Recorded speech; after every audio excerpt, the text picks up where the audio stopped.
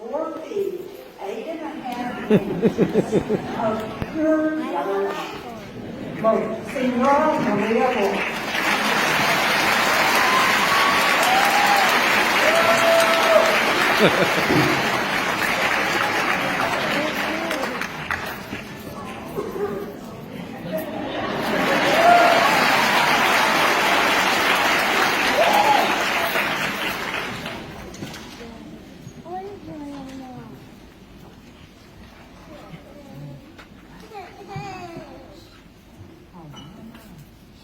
Why am I here tonight? Why are you here? I guess destiny brought us here. We congratulate each of you. It wasn't an easy task to accomplish. I'm going to explain to you how I molded my destiny. The dictionary defines destiny as a power that people believe influences their lives. The things that happen to you in life, especially things that you cannot control. You can mold part of your destiny through education. Education is the primary tool you need to mold your destiny. My story, I know I molded my destiny. My mama, I am from Puerto Rico. My mama left Dad because she could not get along with her parents. She gave my older sister to them, and then she left my father and went to live in the city. Then she found out that she was pregnant with me. Back then, she could not support herself. So she had to return to my father, who was a sugarcane cutter. After returning to my father, she had 8 more children. She blamed me for those children, because if she had not returned pregnant with me, she would not have any children, so she thought. I always was mistreated by her. I remember one time that she sent me to the neighbor's house to borrow some sugar. I stayed talking to the children. I was a child. And she came over, hiding behind the bushes, and grabbed me and slapped me in the face. I was so embarrassed. Another time, I was washing dishes. I thought I done a good job. So she went and inspected the dishes. She found a little grease in the plate. She took her finger, wiped that grease, and rubbed it in my face. Okay, I'm tolerant. Mama was addicted to gambling. And she had a lot of chickens, and they produced a lot of eggs, and she sold the eggs and used the money for gambling. I was mad at her because of that. One day, I stole 2 eggs during the Christmas holiday and sold them for 5 cents each. So I could buy lollipops for my siblings to put them under the pillow so they could have something when the three kings came that night. I wore a uniform to school.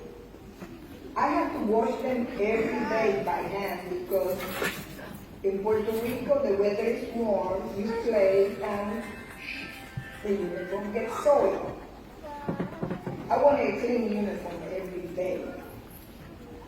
So I had to wash them, and I always was looking fresh. There were times when the Red Cross donated clothes to us. During special occasions, I got to wear a new dress donated by the Red Cross. So I got something new to wear. Being poor for me was an experience that helped me appreciate the better things in life that came to me later. My mama didn't care if I went to school because she needed me at home to help with my siblings. One day, my neighbor came and asked Mama if she could walk me to school. So I was enrolled that day. Because they did not have kindergarten, I started the first grade when I was 8 years old. I was bare feet, but that was the happiest day of my life, to be in school. Something that I had been longing for since I was 5 years old. My favorite course in school was lunchtime.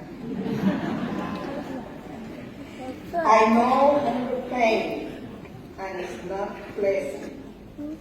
When I came home from school, my stomach hurt from hunger. We didn't have no snack, so I had to wait till supper time. I had my first pair of shoes when I graduated in the 6th grade. Also a new dress.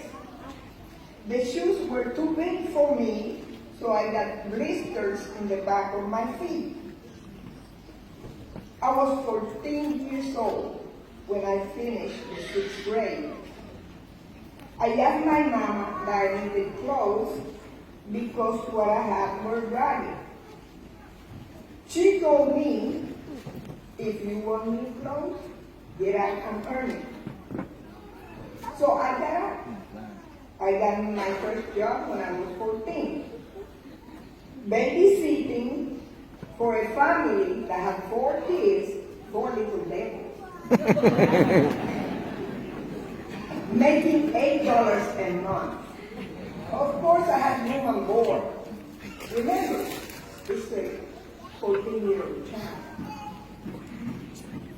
So, in Puerto Rico, when you work for a family, you have to eat in the kitchen. You're not allowed to come to the front to visit with the family when they're eating. So, I ate in the kitchen and slept in a cot. I worked there for a while. Then I found a better job, working for 3 siblings, 2 old maids and an old bachelor. Making $15 a month. That's a lot of money. Still eating in the kitchen, sleeping in the cot. I was never depressed. Nothing depressing. I was satisfied. I enrolled in night classes and finished the 7th and 8th grade. I started teaching myself English, little by little. I had a fervent desire that I wanted to get more out of life. So when I was nearly 18 years old, then I got a job at the PS in a military base. I met my husband. He told me after we got married that he made a bet with another soldier. I didn't know me, that someday we'll marry. So that's how he just wanted to win the bet. He said he never collected the $2. So When my girlfriend Gina introduced me to my husband, he was so handsome. 3 days later, we saw each other every day for 3 days with my girlfriend Gina. So he asked me to marry me. Take me to Texas. I said, what? What's going on here? He said that he was going to be sent to Lake Shores, Louisiana. So he wanted to marry me. Of course, I wanted to take that chance. I wanted to get out of the situation I was over there. I wanted to see the USA. At the time, I thought about Elizabeth Taylor. She got married so many times. Came back, got married. I thought if that happened to me, it was okay. Okay, so 2 weeks later, we were married. That was 2 sons now, and 63 years later.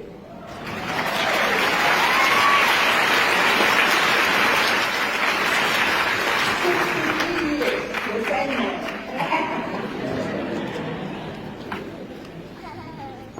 My family is everything. I learned a lot of English watching soap, such as The Young and the Restless. All my children, one life to live. I used to. You learn a lot of English. A lot of gossip too. After 9 years of marriage, I had a further desire to finish my education. So I enrolled at the Spring Hill School where my children had started school. So I enrolled in January. So you know the semester starts like in August. So I missed a semester. So I enrolled in the second half of the 10th grade. I never took the 9th grade. So I finished the 10th grade, and then the 11th and 12th grade. I finished, and in 1967, I graduated with the A.D. honor roll.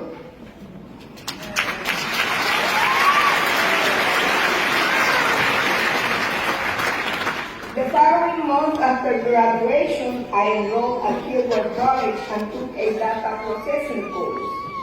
This course opened the door for me to get a job at the First National Bank. I worked there for 13 years. While working at the First National Bank, I enrolled in banking classes where I earned all necessary credit to have a banking career.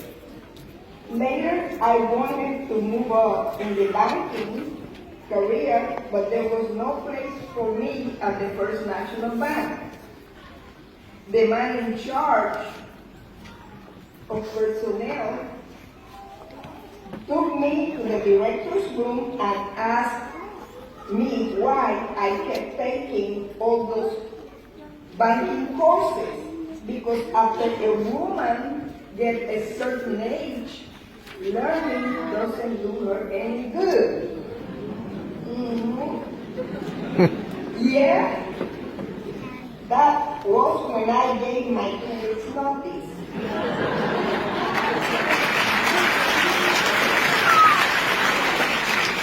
2 weeks later, I said goodbye, thank you for giving me a job. He said, what's this for that? Come back here, let's talk it over. I said, nothing to talk over, I'm not going back. I was determined to continue my banking education, and no one was going to get in my way. 2 weeks later, I stopped at the East Texas Bank and Trust to cash a check. The president of the bank knew me because we took banking courses together. He said, what are you doing? I said, are you on vacation? I said, no, I quit the bank. And I told him why. He said, okay, you can report here in the morning. I have a job for you. I was hesitant. I didn't know if I wanted to go back in banking. I went back the next morning, and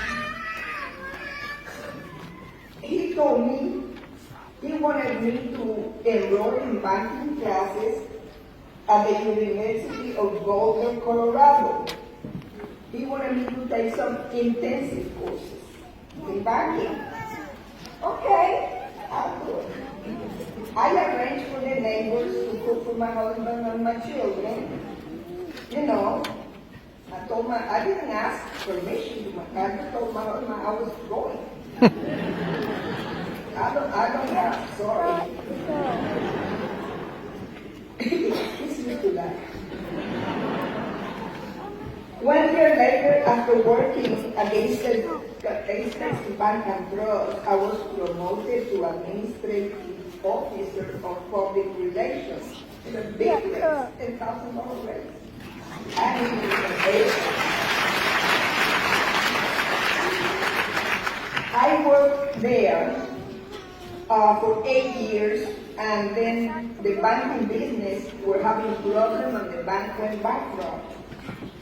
Meanwhile, I had been hired by Kilgore College in 1977 to teach Spanish, and later I was hired by Adopted. I found time to serve in the Longview chapter of the Business of Professional Women, first as a treasurer, then as a president. I was a member of Toastmasters, also on the board of directors of the American Institute of Banking, and a loan executive for the United Way Division. And I placed second on a speech contest sponsored by the University of Colorado. It was about banking. Now, I'm going you to listen. You're stepping forward into a new and better life than before. Making great choices for yourself that will affect your loved one in a positive way, because you are now a role model that took the first step toward a lifetime of learning. Keep enjoying the success. If you have to work, don't be ashamed of any job that you did at the beginning. Do it with pride and look ahead for a better job. Your confidence is up. Please try to set your schedule so at least you can take one course each semester. And before you know it, you will have a degree. That was what I did. Keep studying.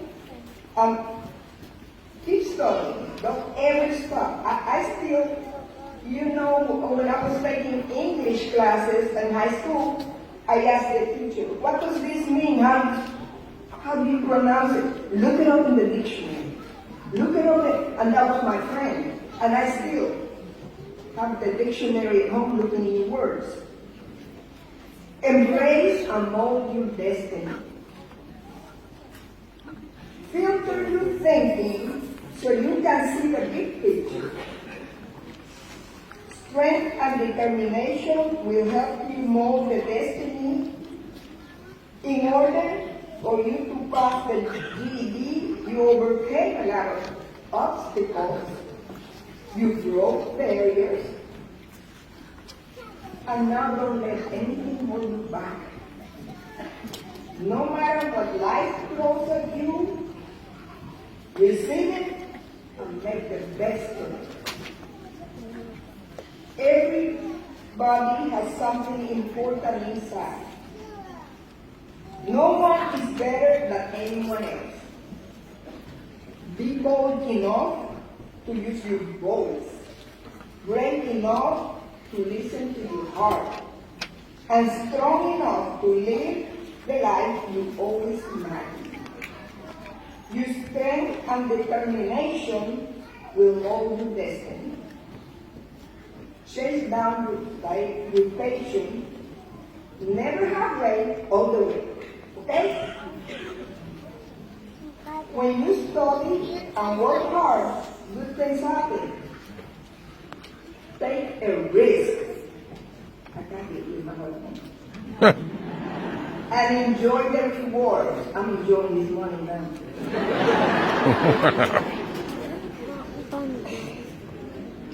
Thank you. God bless you. And let's go and celebrate your accomplishment.